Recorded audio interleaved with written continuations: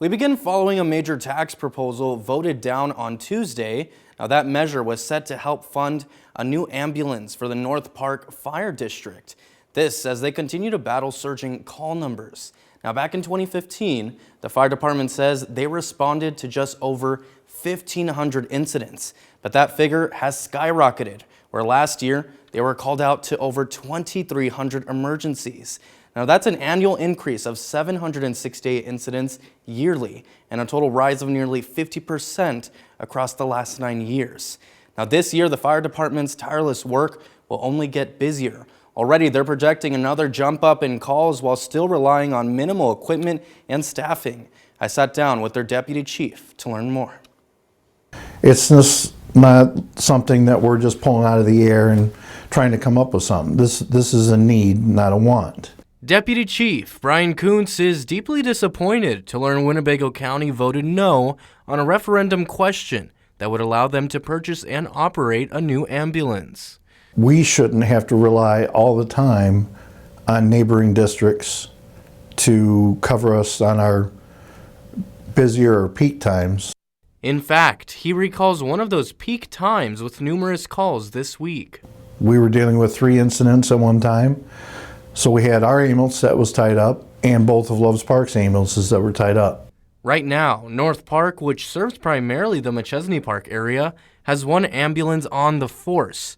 Their second one broke down, but even if it was working, they don't have the staff to operate it. We are running into, where we're out handling another incident, we'll get another call or maybe even a third call. The ballot question asked voters if they agreed on a tax rate that would not exceed 0.40% of all taxable property. Kuntz says for the average homeowner, that's roughly $9 to $10 a month. For years, we've only operated with a fire tax, and 73% of our calls are medical related. He says the lack of an ambulance can severely impact response time. If we have our first ambulances out dedicated to an incident, we could be waiting 5 to 15, maybe 18 minutes for a neighboring ambulance to respond. And while not all calls are life or death, having access to an extra ambulance and staff on the force while call numbers are only rising is important.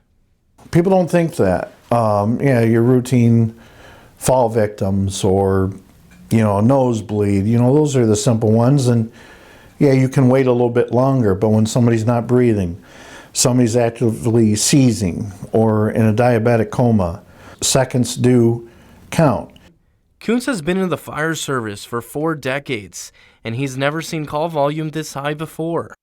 And when it comes to us voting on safety measures in our communities, he wants us to know what we are voting for. Again, I don't want somebody to say no just to say no.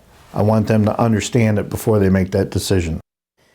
And Chief Kuntz says he's planning on continuing to educate our community on this subject and hopes to have similar questions on future ballots.